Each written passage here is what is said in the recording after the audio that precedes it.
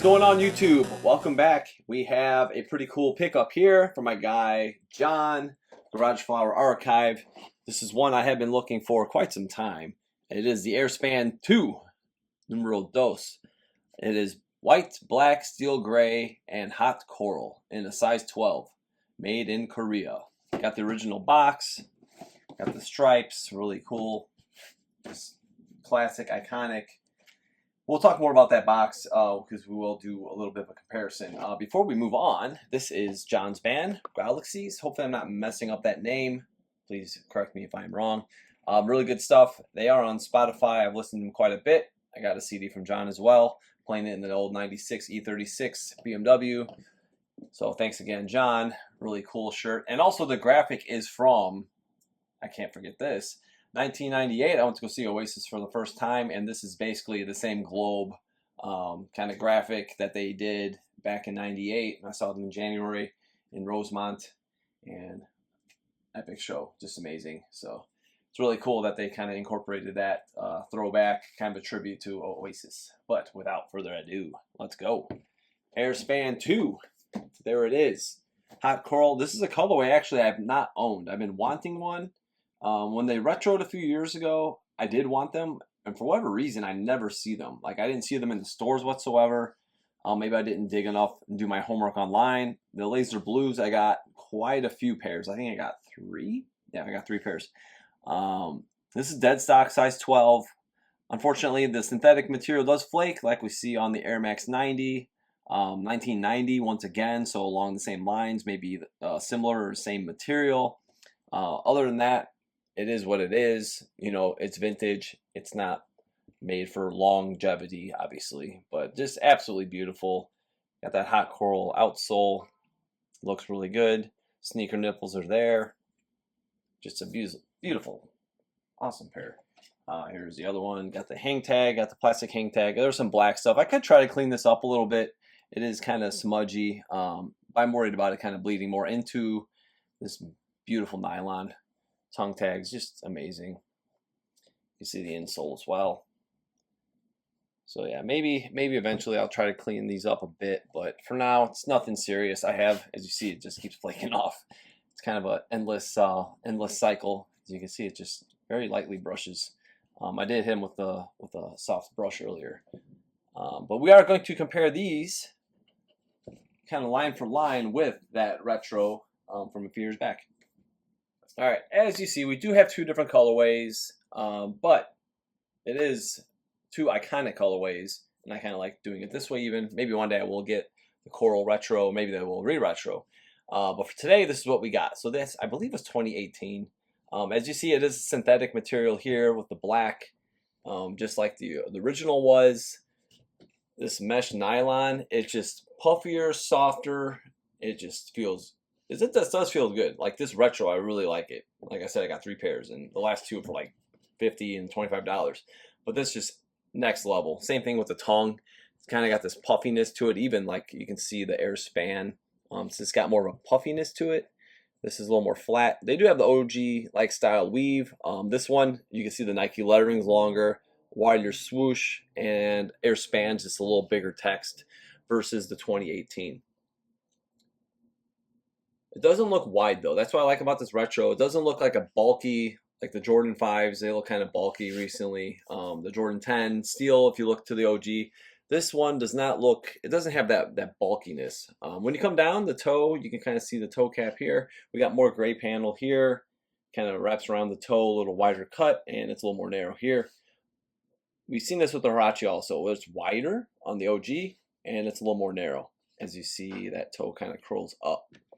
Grays are lighter and not much, but it's definitely a shade or 2 darker on the retro. Tongue heights are pretty spot on, not bad. But again, that OG tongue and these feel great. Again, I'm really happy with this retro. The shape's kind of U-shaped. This is just got a different, like this, the construction of the tongue's a little different. It's a little more flat. It kind of has that curve, but this has definitely got that going on a little more. All right, let's look at the heel really quick here. First thing I notice is slightly larger, a little more bold on the OG coral. We have a wider cut here. It's It's a little more elevated with the Nike branding. Collars pretty much line up. This is a size 12 to 11 and a half. I don't think I mentioned that earlier. But yeah, the construction as far as this cut, it's pretty spot on. Thank God for Phylon, right? If this was polyurethane, we'd be in trouble right now if I'm touching and squeezing. So again, some vintage sneakers, even back in 1990, this was like the earliest stages of Phylon, which is really cool to think back and reflect on. The molding looks slightly different versus both versions, as you see, like the ripple here and coming up. This one's a little more plush, but they look good. I really like the retro. No issue with that. Let's look at the back of the tongue.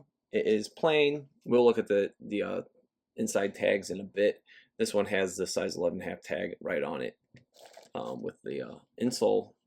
I already showed the other one. So yeah, you got the Airspan, and on this one, it's a little larger. So this Airspan is a little larger of a stamp, but they did a good job on the retro one. They did get dual register logos, which I've been wanting to see that from Jordan Brand for a minute, and they just haven't sufficed for a lot of these retros, but they've been making the larger logos. All right, before we go into this beautiful masterpiece toe to toe, let's just take a quick look. And these did come with the extra large because it's size 12, depending on the size. So this is where I believe the extra large and the change of color for the arch supports came in. So there's that. And also, I just wanted to show you guys really quick. Here's the size 12 stamp, and here is the tagging right here. It says made in Korea. Bring it down in there. There it is, kind of tight. But on the flip side, hopefully I'm not flaking off. Ugh, let me get that back. This is a little more difficult.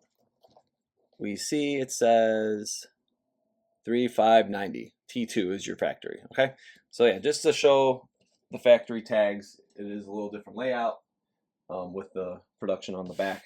And obviously that we will call this sneaker crack, hashtag it, just from trying to peel that back. So unfortunately that's the way it is. I'm going to try to not manipulate those side panels too much because that's going to continue to flake. Anywho, let's go into the toe box. We see the cut's a little different here. Slightly, the lines are just a little more aggressive, like we see on a lot of the OGs. Like it's just more aggressive lines down to the toe box. Slant is perfection, beautiful. You got that nice material, and then you got more of a pointed, as you should, on a running shoe, not an Air Jordan 8, by all means, a pointy toe on a running shoe. This one, it doesn't look terrible, but it's definitely more reinforced looking.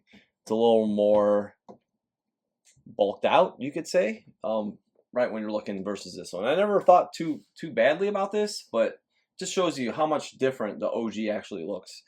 As you pan back, line for line, when you go side panels, obviously larger cut here. This is a little more smaller, so this gives it more of an aggressive look. When you have, think back to again the Air Jordan 5, the new retros, how the panel here is cut smaller and it's cut larger here.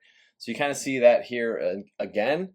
The upper parts by the swoosh is pretty manageable, the same, but these they could have cut out a little bit of the black here. It just gives it more of that mesh look. But overall, it doesn't look terrible. Outsoles match up pretty well. Again, there's very little differences. The Nike, I believe, is a little larger than it is here, a little more pronounced on the the midsole. I'm sorry, not the outsole. But yeah, they look pretty good, right next to the OG. All right, as I was saying earlier, you could come in closer and you can see the two Nikes. The original one is a little larger, a little more pronounced. Not huge difference, but definitely. The Airspans, these vary. Like you might see some. This one's actually a little lower. We've seen some more in the middle. It's kind of how it should look. Both of my OGs kind of match up that way, to where it's kind of right, just a little centered, a little better. Ankle though, let's look at the ankle. It's a little more vertical here. This has a little more of a slant inward, but just subtle differences. I think overall they did a really nice job with this retro. All right, quick look at the outsole. So a few things to note. The retro is definitely flat. which is a good thing. And this is pretty flat and it's a little rounded off. Reference back to the OG 11s versus the retro where it kind of has that rock in the foot. This is pretty flat, but you can kind of see maybe from a top angle a little more, you could see that it kind of rounds off and then comes down. This one's very flat. Sneaker nipples, you can hashtag that too. These are a little more pronounced than the OGs, and usually it's the other way around. So this is actually the first version of a running shoe or trainer that I could say to vouch for that. Again, they are size 11.5 to 12, so nothing significantly larger. When you look at the top, it's really interesting how you don't have as many grooves here. Everything's kind of moved down, and you have more grooves here on the OG itself. Nike branding is slightly different. We have very faint, smaller Nike with the Air on the OG. The retro, it's a little more pronounced. Sharper edge, this is more rounded off. Just kind of lighter, different way that it was embossed basically. And this is a little, about the same size scale. Maybe the font on the Nike itself is a little more bold. All right, that will do it. Again, thanks, John, for allowing me to purchase this sneaker. And I really am happy to own an Airspan 2. I would like to own a Airspan Uno as well, the first edition eventually. Maybe more colorways, that would be great as well. I think this retro is good. We usually rate retros. I know it's been a while. Never had this opportunity. Overall, I would give this a 9 out of 10. I think it's a very solid retro. I bought a pair at retail, then I bought a pair at $50, and then I went back to Nike in Rosemont, and they had them again for $25. So I'm like, absolutely, I should have bought more. So it is cool to see a classic come back, and it's a sleeper. People did not buy this sneaker as much as I thought they should have, and maybe some people do regret that. It is a good retro. Hopefully we see it again one day. But do not forget to subscribe. Please follow me on Instagram at OG or Bust, and we will see you guys next time.